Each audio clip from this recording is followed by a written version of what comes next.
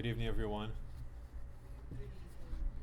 Like my mother said, I know it's just 1, 2, 3, 4, 5, 6, 7, 8 of us, but there's probably about 100 of us here, or not us, but 100 of our brothers and sisters here that we can't see, but are for sure here with us participating in today's meeting, as they always are every Monday and at every moment of our lives, because we have to remember that Paul said, wherever we go, there is a cloud of witnesses around us.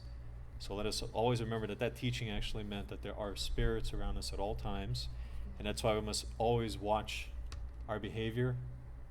We have to pray and watch. Isn't that what Jesus taught us?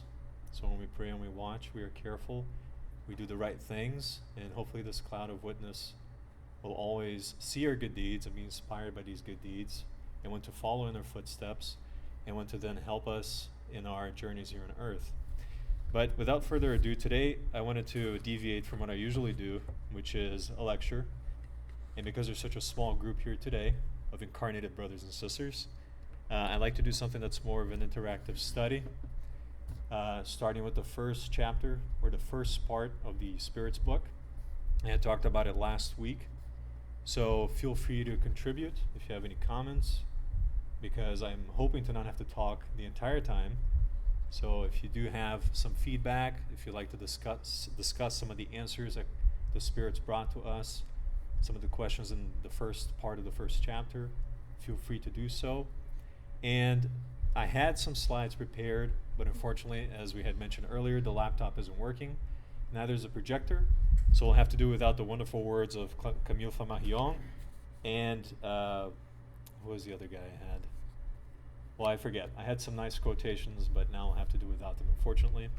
But I do have one nice little story that I saved, because luckily I printed part of it. So I do have something with me here. And feel free to move closer if you want to, because it's such a small group. So if you want to, or you can stay where you are.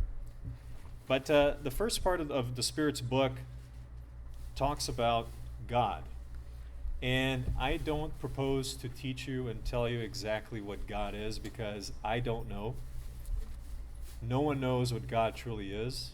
We're too far behind.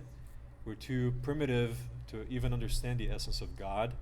So my proposal here is to just read what the Spirits brought to us in the Spirits book with regard to the communications that were manifested in the 19th century and collected by Allan Kardec in this book. And it's so important to read the Spirits book, because it being one of the seminal books of the Spiritist doctrine, or the actual skeleton that provides the structure for everything else in the Spiritist doctrine, it's of the uttermost importance to not only study the book, but to go back to it, review the content of the book, reflect upon it, because there's a treasure trove of information here concerning the true essence of ourselves and the eternal truths of the universe.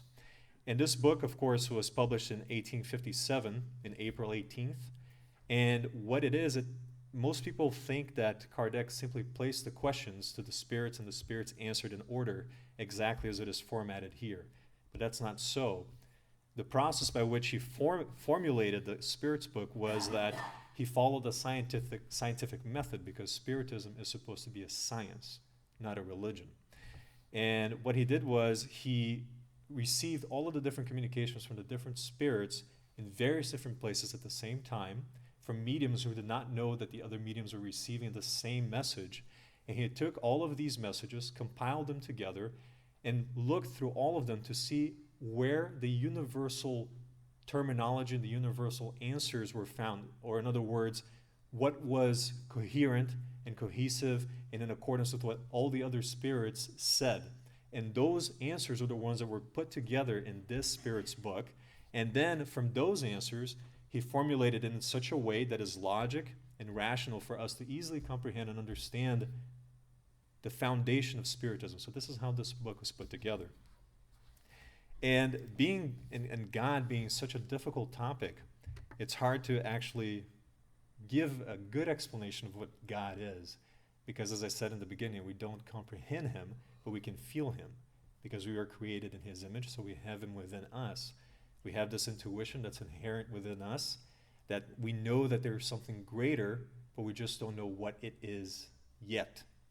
And of course, the spirits tell us that the only way we will find out what God is by leaving behind the materiality of ourselves and embracing the spirituality, because in that sense, we're ascending closer and closer to Him and progressing and advancing as spirits in this continuous journey without end until we can kind of sort of begin to comprehend His essence. And since the primitive times, the beginning of humanity, we've always sought out something that was greater. So much so that we recognize our inferiority as beings in this earth because we attributed to the natural cycles or the natural events such as thunder, lightning, storms, earthquakes, we attributed them as gods because we saw that there was some power much greater than we are. So civilizations throughout time had this notion, and we thought that we needed to please them or appease them, so we would offer tribute, we would offer sacrifices. But luckily, with the advancement and the knowledge of the sciences, we've come to find out that most of these things that occur naturally are just processes of a cyclical nature that have their own causes in things that occur here on Earth, and thus we get rain, we get lightning, we get these things. And as civilization advanced, we came to the age of enlightenment, which began in earnest in the 17th century, around the 1600s, the 18th and the 19th century. And in the book On the Way to the Light, which was a book that was psychographed by Francisco Cândido Xavier, and it was dictated by the Spirit Emmanuel, he tells us about the greatness of the spirit that is Kardec. A lot of us don't really understand and think that he was merely an individual who collected information, put it together, and disseminated it to the masses via these books and the Spiritist doctrine. But that is not so. He's so much more than that. Because prior to him, through the authority of the Christ, this is what Emmanuel tells us in the book On the Way to the Light, spirits of a high order, of a high intellect, were incarnated on earth to pave the way for Kardec then to incarnate on the earth and begin the work of this quote-unquote third revelation, which is the promised consoler that Jesus talked about while he was here on earth. So we have historical figures such as Jean-Jacques Rousseau, David Hume, Isaac Newton, Voltaire, among many other great intelligences that we recognize as such in our own historical books. René Descartes, these individuals all brought the information that would prepare humanity to accept the idea that there is something else, something greater, and to unlink our notion of an anthropomorphic God that was shaped in the image of man, or a God that chastised man in the religious sense, because up until that point, the church and the other religious entities had monopolized the essence or the idea of what God was. So Spiritism, which began also around 1847 with its initial, not Spiritism itself, but the initial manifestations of spirits of this other realm, began in earnest in 1847 in Hydesville, in New York, with the Fox sisters.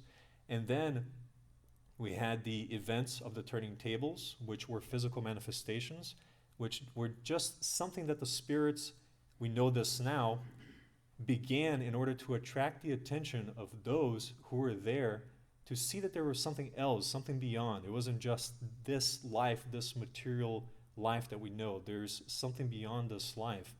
And so Kardec, being the scientist that he was, because he was born in 1804, he came after all of those spirits had incarnated. He was born in 1804, and he was born as Hippolyte Léon Denisard Rival, not as Allan Kardec. That is a pseudonym that he adopted, so that the works that he printed or published prior to Spiritism would not be confused with the work that is printed here, so that his reputation as a professor and as a scientist would remain quote-unquote intact, and people would not discredit him because a lot of people didn't believe what's in Spiritism. So as he grew, as he advanced, and as he prepared himself for this wonderful journey and mission that he was supposed to complete and did complete with so much dedication and effort, he then began to study these manifestations in the 1850s, and he found out that there is something more to what was happening. It wasn't just a mere manifestation of tables, of objects, because they were responding intelligently. There was some origin, there was something there.